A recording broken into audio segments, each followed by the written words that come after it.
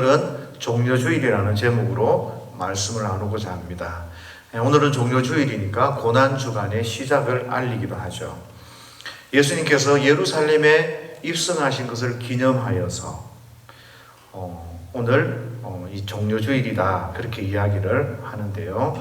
예수님이 입성하실 그때에 군중들이 종려나무 가지를 들고 막 흔들고 깔고 환영했기 때문에 또 종려주일이다 그렇게 이야기를 합니다. 특별히 고난주간이 시작되는 이날 저와 여러분들이 한 주간을 돌아보면서 오늘 말씀을 들으시면서 여러 가지 적용하시면 좋겠는데요. 첫 번째로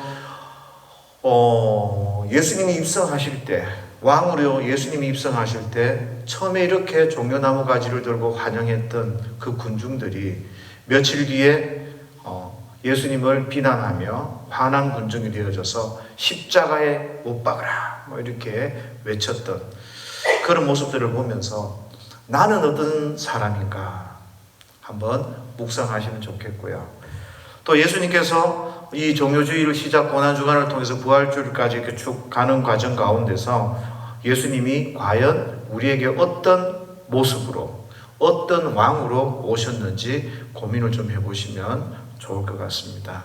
예수님께서는 겸손한 왕으로 오셨는데 우리를 다스리시는 그 겸손한 왕인 예수님 앞에 저와 여러분들이 어떤 왕을 기대하고 있고 어떤 삶을 사시는지 한번 적용해 보시면 좋을 것 같습니다.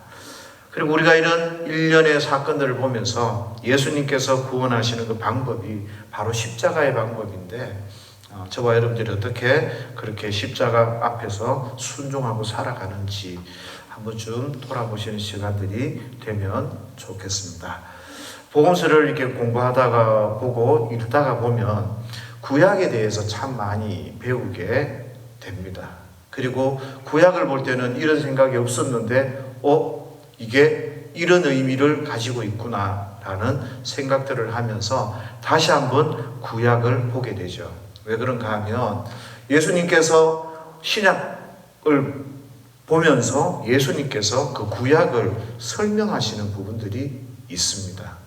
그러면 우리는 다시 구약에 가서 그 설명이 예수님이 설명하시는 대로 그런 의미를 가지고 있구나라고 저와 여러분들이 해석을 새롭게 해야 되죠. 원래 구약 성경은요, 하나님께서 주신 가장 기본적인 계시입니다. 이 계시를 예수님께서 오셔서 새롭게 다 바꾸시는 게 아니라 이것들을 잘 바르게 설명해 주고 계시는 거죠. 새로운 관점에서 엉뚱한 것을 말씀하시는 것이 아니라 원래 그 기본 계시의 목적과 의미, 그 계획들을 저와 여러분들에게 잘 설명해 주십니다.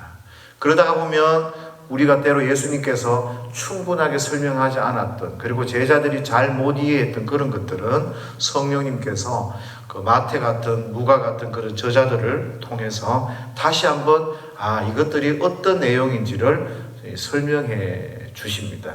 그래서 그런 설명들을 보면서 정말 처음에 하나님께서 우리를 위해 계획하시고 또 이스라엘의 역사 가운데 주셨던 그 말씀이 어떤 의미인지를 잘 해석해 갈 수 있습니다.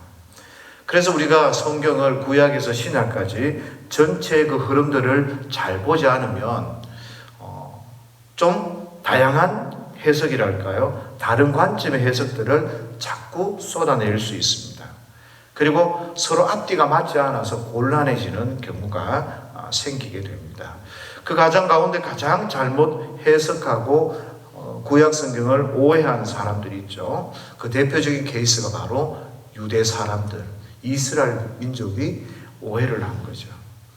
그래서 예수님이 오셨음에도 불구하고 메시아가 오셨음에도 불구하고 받아들일 수 없고 예수님을 십자가에 못 박을 수밖에 없습니다.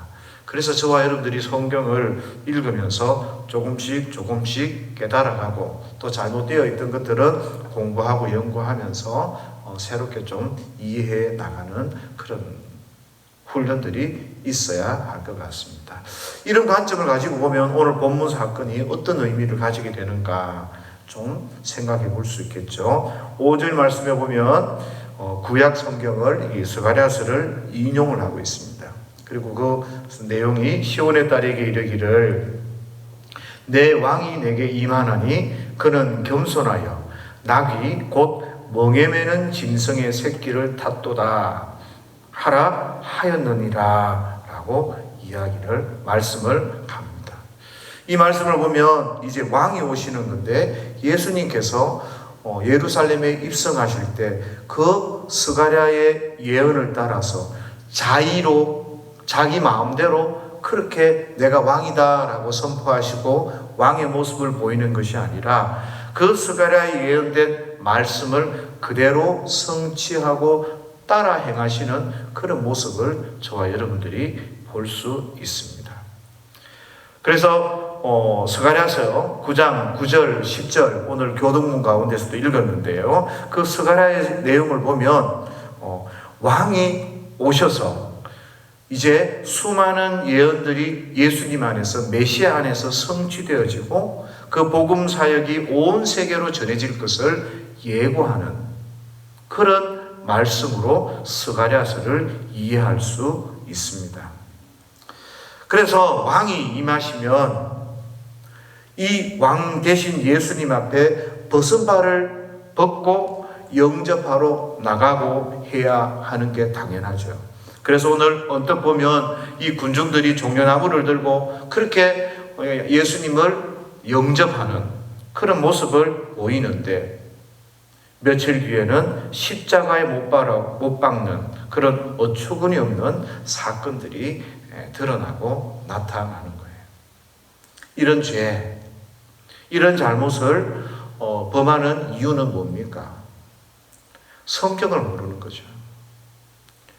이스라엘 백성들이 지금 어떤 왕을 구하고 있는지 그 왕을 오해하고 있기 때문에 이런 죄, 이런 큰 잘못을 범하게 되는 것입니다.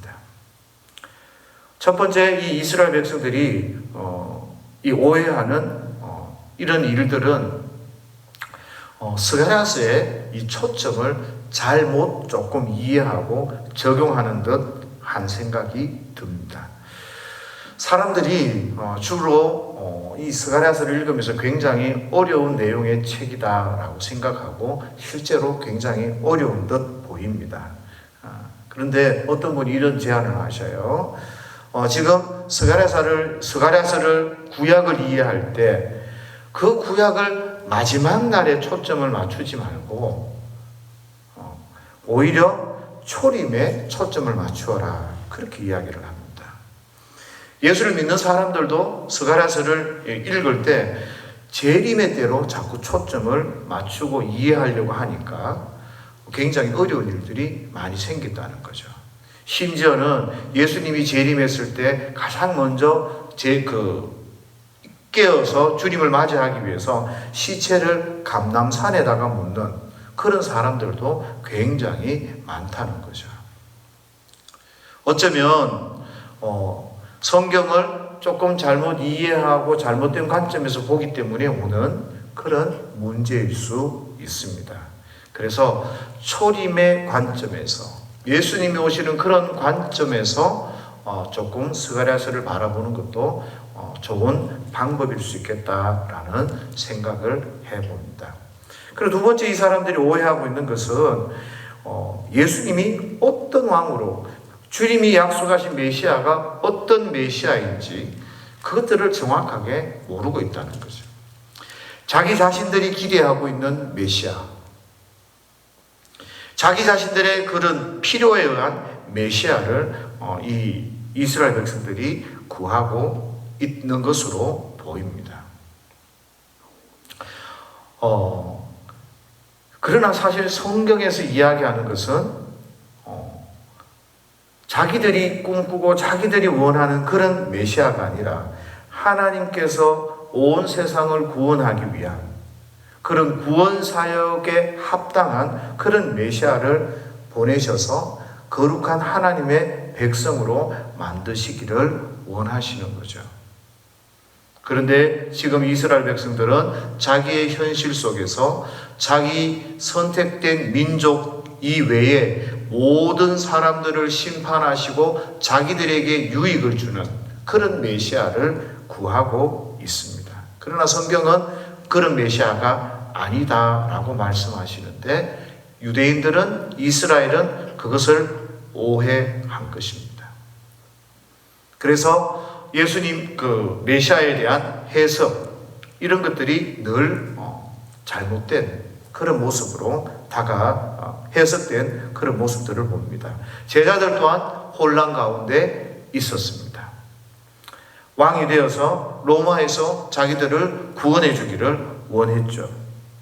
그런데 예수님은 뭐라고 말씀합니까? 나는 죽을 것이다. 그러니 너희들은 자기를 부인하고 나를 따라와라. 굉장히 당황스럽고 어려운 이야기입니다. 그래서 혼란스러워하고 있을 때는 예수님께서 또 기적들을 일으켜 주시고 또 때로는 변화산에서 예수님의 그 영광스러움을 보여주십니다. 그때는 또 제자들 마음이 흥분이 되기 시작합니다. 아, 그래, 예수님이 진짜 왕이 되실 분이시구나. 그런데 이런 일들이 왔다 갔다 하면서 제자들의 그 가치관 가운데 혼란이 있을 거죠. 왜냐하면 예수님의 말씀은 도무지 그림을 그리기도 쉽지 않고 잡히지도 않는 실체가 없는 그런 이야기처럼 느껴지는 것 같습니다. 어떨 때 꼭 저와 여러분들의 삶 같은 거죠. 하나님의 자녀된 그 기쁨을 따라서 이 땅 가운데 정말 훌륭하고 믿음으로 잘 살아야 되는데 때로는 내 앞에 있는 그 현실, 내가 내 삶은 왜 이럴까? 더 행복하고 더 좋았으면, 더 힘이 있으면, 더 높아졌으면 좋았을 것인데 세상적인 그런 여러 가지 어려움들로 인해서 하나님의 기쁨까지 닫혀있는 그런 모습들을 저와 여러분들이 종종 경험하게 됩니다. 이런 고민들, 내 눈에 내 손에 잡히지 않는 그런 이상들 같이 느껴지는 그런 일들이 우리 가운데 있어서 고민하듯이 제자들도 고민했습니다. 그러다가 갑자기 21장에 들어서서 예수님께서 나귀를 끌어오라고 말씀하시는 거죠. 왜 나귀일까? 로마 시대에는, 그 당시 시대에는 말이 있었습니다. 그러나 구약 시대에는 이 말이 수입품. 심지어 왕들도 왕의 자리로 이끌어가고 이렇게 모시고 갈 때 나귀를 탔단 말이죠. 그래서 오늘 나귀를 탔다라는 것은 그 구약의 예언 가운데 왕의 입성을 이야기할 수 있는 그런 그림이 되어지는 거죠. 그래서 구약에서 성취했던, 예언했던 그것을 예수님께서 이루시기 위해서 말이 아니라, 말을 타고 가셔도 될 법한데 말이 아니라 나귀를 타시는데, 그것도 예수님이 너무 겸손하시니까 새끼 나귀를 타고 입성을 하시는 것입니다. 예수님께서 제자들에게 평소에 가르치셨던 대로 왕이 되시는데 나는 지상의 왕, 세상의 왕과는 좀 다르다. 세상 사람들은 압제하고 너희를 다스리고 하지만 나는 섬김을 받기 위한 것이 아니라 너희를 섬기고 너희를 압제하기 위한 것이 아니라 되려 너희를 압제당하고 있는 너희를 구원하기 위해서, 내 생명을 주기 위해서, 그런 왕이 되기 위해서 내가 왔다. 그런 겸손한 모습을 예수님께서 보이고 계시는 거죠. 이런 모습들을 스가랴 본문 9장 9절에서 10절은 아까도 말씀드렸다시피 바로 예수님께서 메시아가 왕으로 입성하시면 그 복음의 은혜가 만방에 전해질 것을 예언하고 예고하는 것이죠. 굉장히 영광스러운 사건입니다. 사람의 눈에 보기에는 나귀를 타고 가니까 그 옛날의 왕의 입성의 모습들을 표현하는 것 같지만 여기에는 이제 하나님의 약속이 성취되어지고 있고 이제 예수 그리스도로 말미암아 복음의 은혜가 차고 흘러넘치는 그런 영광스러움이 있을 것이다 라는 것을 표현하고 보여주는 이 예수님의 예루살렘 입성은 바로 예수님의 이 왕권이, 예수님의 다스리심이 온 세상을 향해 나아갈 것을 보여주는 겁니다. 그러면 이 영광스러움 앞에 이 완성된 하나님의 나라가 이제 만방을 향해 나아갈 것을 가리키는 이 영광스러움 앞에, 하나님의 그 성취, 약속의 성취 앞에서 온 성도들은 그 말씀 앞에 순종하고 그렇게 나아가야 되는 거죠. 그래서 9절 말씀을 보면 호산나 호산나 다윗의 이름으로 오시는 이여 찬송하리로다, 그렇게 찬송하고 있습니다. 그런데 놀라운 것은요, 이 호산나는 구원하소서라는 의미를 가지고 있습니다. 예수님께 구원을 요청하는데 이 이스라엘 백성들은, 이 유대인들은 받아들이지를 않는 거죠. 하나님의 은혜가 임하면, 하나님의 능력이 이 땅 가운데 임해서 온 세상에 펼쳐져 나간다는 그 놀라운 사건과 사실 앞에 이 하나님의 은혜를 받지 않는 그런 이스라엘 백성들을 우리는 맞닥뜨리게 됩니다. 왜요? 내가 원하는 게 아니거든요. 이 구원하소서 호산나라는 이 말씀은 시편 118편 25절이 인용된 그런 말씀입니다. 하나님 나를 구원해 주십시오. 원수들 앞에서, 때로는 나의 곤란한 지경에서 하나님 나를 좀 구원해 주십시오 라는 이런 내용이거든요. 이스라엘 백성에게 있어서 지금 로마의 지배하에 있으니까 지금 예수님을 향해서 호산나라고 말하는 하나님이 보내주신 그 왕으로 말미암아서 우리를 어디에서? 로마에서부터 구원해 주십시오. 그런데 예수님의 이 구원 사역은 단순히 로마에서 이스라엘을 구원하는 그런 사역이 아닌 거죠. 내가 기대했던, 내가 묶였던, 구원해 달라고 하는데 내가 어디에 묶여 있는지 이 이스라엘 백성들이 잘 모르는 거죠. 그리고 내가 구원받고 싶은 그곳에서부터 하나님이 구원해 주시는, 예수님이 구원해 주지 않는 거죠. 그러니까 이 하나님의 은혜를 멀리하는 거죠. 십자가에 못 박아 버리는 거죠. 주님이 무엇을 위해 이 땅 가운데 오셨는지를 먼저 저와 여러분들이 좀 기억을 하셔야 합니다. 우리가 하나님을 향해서 나의 구원, 나의 곤란함, 나의 원수들에게서 나의 어려움 가운데서 구해 주십시오 라고 우리는 외치고 그렇게 하는 게 맞아요. 그러나 오늘 예수님을 향해서 주님이 왜 오셨는지 그것들을 먼저 이스라엘 백성들이 좀 생각하고 알았더라면 얼마나 좋았을까라는 생각들을 해보게 됩니다.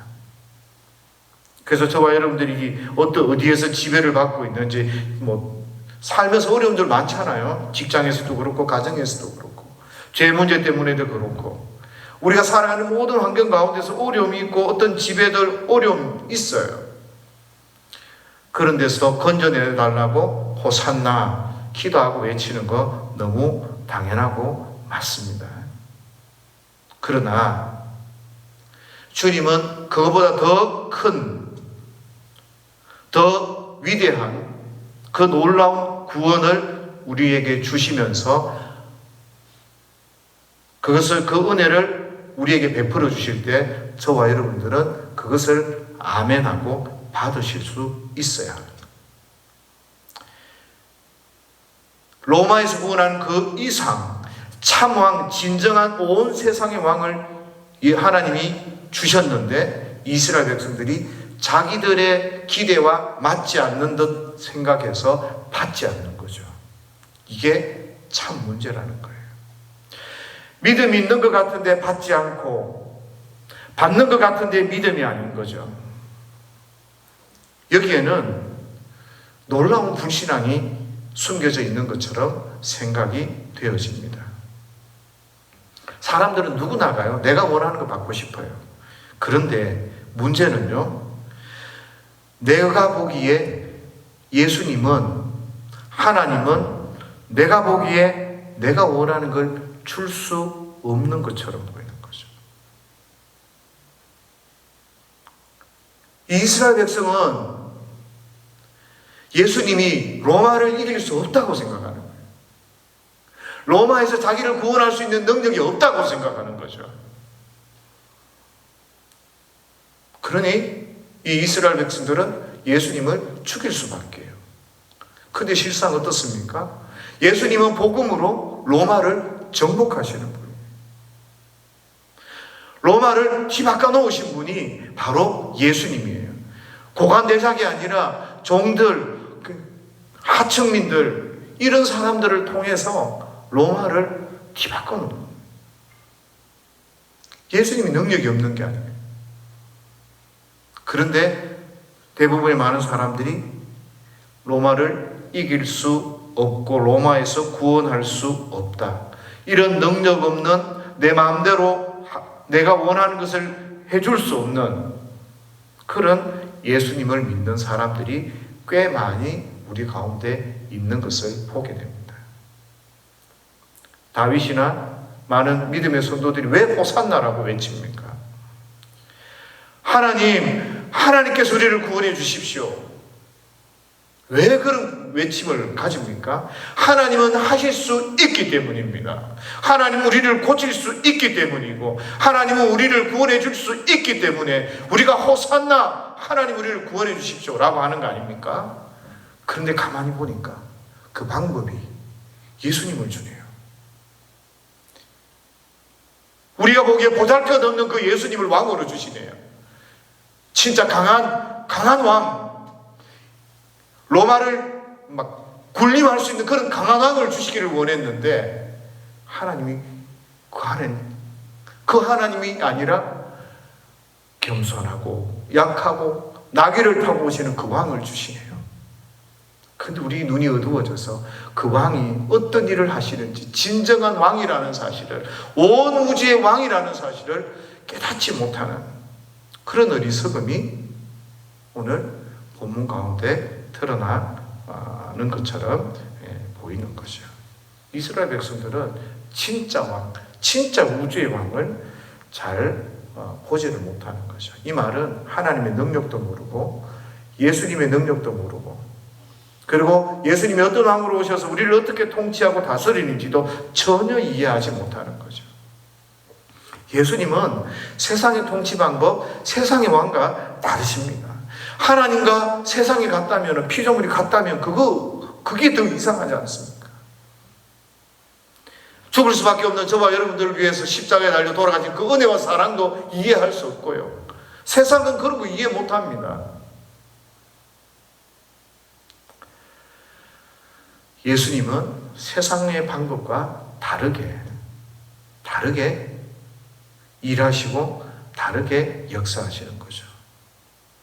빌립보에서 말씀드렸던 것처럼 예수님은 겸손함과 복종을 통해서 예수님의 그 구원 사역들을 이루어 가십니다. 다른 방법으로 하는 게 아니에요.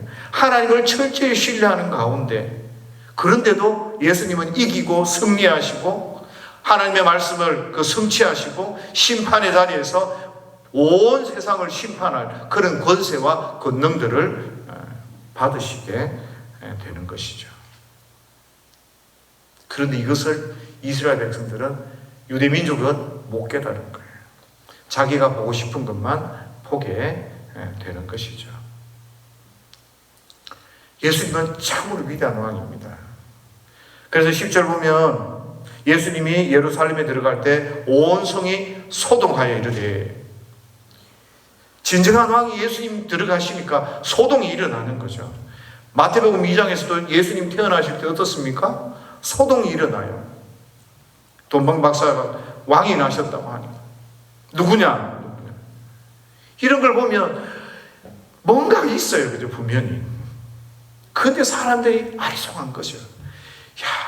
참 왕처럼 왕이 나셨다 하고 왕이 오시니까 소동이 나고 하는데 뭔가 있기는 있는데 누구냐? 세상 사람들이 뭐라 그럽니까? 선지자다. 선지자다. 나사렛에서 나온 선지자 예수다. 사람들이 예수님을 선지자로 이해합니다. 46절 말씀에도 보면 선지자다 이렇게 이야기를 선지자로 자꾸 사람들이 이해를 합니다. 그런데 저와 여러분은 어때요? 예수님은 선지자가 아니라 메시아로 이야기를 하는데요. 이해의 차이, 이해. 우리가 전혀 모르고 예수님을 낮추어서 사람 선지자처럼 그렇게 생각을 하면 조금 문제가 되겠죠. 그러나 우리가 예수님을 온전하게 좀 깨닫고 예수님께서 선지자 사역을 하셨다라는 것을 이해하면 좋을 것 같은 거예요. 무슨 이야기인가 하면 메시아는 기름 부음 받은 자를 이야기를 합니다. 그런데 그 가운데 왕도 기름 부음을 받고 선지자도 기름 부음을 받고 제사장도 기름 부음을 받아요. 그리고 모세가 이야기하기를 나와 같은 선지자를 하나님이 보내신다 그렇게 말씀하셨어요. 그러니까 선지자로 예수님을 이해하는 것도 괜찮단 말이죠. 사무엘서에 보면 중요한 주제 가운데 하나가 하나님이 이스라엘 백성을 친히 다스리기를 원하시는 거예요. 사사시대에 왕이 없어서 자기가 좋은 대로 그렇게 행하고 있을 때 그때 하나님께서 사무엘을 선지자로 세우시고 이스라엘 백성을 다스린단 말입니다. 무슨 의미인가 하면 하나님께서 말씀을 통해서 선지자를 통해서 이스라엘 백성을 다스리는 거거든요. 그런데 이스라엘 백성은 어떻게 합니까? 자꾸 하나님께서 말씀대로 가르치고 자꾸 하나님 중심으로 그렇게 하니까 그게 싫어요. 그래서 인간 왕을 요구하게 되는 겁니다. 바로 이렇게 예수님께서는 선지자 역할을 통해서 말씀을 통해서 저와 여러분들을 다스린다는 거죠. 그러니까 그때 그 사람들도 안 거예요. 예수님께서 말씀을 막 선포하시니까 선지자 사역을 예수님이 감당하고 있구나라는 사실을 아니까 누구냐? 선지자다. 말씀을 통해서 우리를 도전하고 말씀을 통해서 하나님의 뜻을 우리에게 전해주니까 선지자자라는 거죠. 그래서 예수님은 왕이세요. 그죠? 왕이시지만 선지자 역할을 통해서 선지자처럼 우리를 말씀으로 다스리는 그런 모습을 우리가 깨달을 수 있는 거죠. 참 인격적이신 거예요. 왕의 다스림, 그 다스림조차도 압제가 아니라 생명을 주기 위해서 섬김과 복종의 본을 보이시면서 낮아진 그 가운데서 그 왕의 역할들을 감당하시고 또 그 가운데서도 하나님의 말씀을 통해서 사랑을 통해서 그렇게 인격적으로 저와 여러분들에게 도전하시고 그런 역할들로 저와 여러분들을 다스리고 계신다는 거죠. 주님께서 말씀하시니까 그러면 듣고 우리가 순종하고 그렇게 하나님을 사랑하고 믿음으로 나아가야 되는데 꼭 안 되시는 분들이 몇 분 계세요. 어떻게 해요? 칼을 빼들고 그죠? 하나님의 그 위대하심, 그 무서움이 드러나고 막 이렇게 할 때 순종해야 되겠다 하는 분들이 좀 계시는 거죠. 그건 어리석은 거예요, 어쩌면. 선지자적 그런 사역, 그런 모습들이 예수님의 왕권 가운데 드러나고 나타날 때 저와 여러분들은 그 하나님의 말씀으로 잘 훈련받고 양육받고 말씀을 통해서 위로를 받고 격려를 받고 매일매일 하나님 앞에 서는 게 그게 왕 대신 주님의 그 왕권에 복종하는 삶이거든요. 그래서 저와 여러분들이 그렇게 말씀으로 살아내면 되는데 이런 모습들을 주님께서 보여주시는데 우리는 꼭 막 혼이 나고 무섭고 심판하고 막 이런 데만 너무 초점을 두는 그런 모습들을 종종 볼 수 있습니다. 거기까지 가지 않는 그런 지혜가 좀 있으시면 좋을 것 같습니다. 오늘 본문에 나오는 이 종려 예루살렘에 들어가서 이렇게 하는 이 입성의 사건은 아까도 말씀드렸다시피 복음을 통해서 이제 왕으로 입성하셔서 이 복음이 땅끝까지 이르러 하나님의 영광스러움이 드러나고 나타나게 될 것이라는 그런 사실들을 보여주는 사건입니다. 이런 하나님의 큰 뜻 가운데서 하나님의 뜻들이 이루어가는데 그 가운데는 저와 여러분들이 아시다시피 십자가의 사건, 이 고난을 통해서 겸손하고 낮아짐을 통해서 이런 사건들을 이루어가고 계십니다. 그래서 이 고난주간을 맞아서 저와 여러분들이 예수님의 고난과 낮아짐, 그래서 이 모든 것들이 저와 여러분들을 위해서 주님 행하시는 일들이거든요. 그래서 이런 깊은 은혜와 사랑들을 좀 묵상하면서 그렇게 저와 여러분들이 이 한 주간을 믿음으로 좀 잘 보내시는 그런 은혜가 있으시기를 예수님의 이름으로 축복합니다.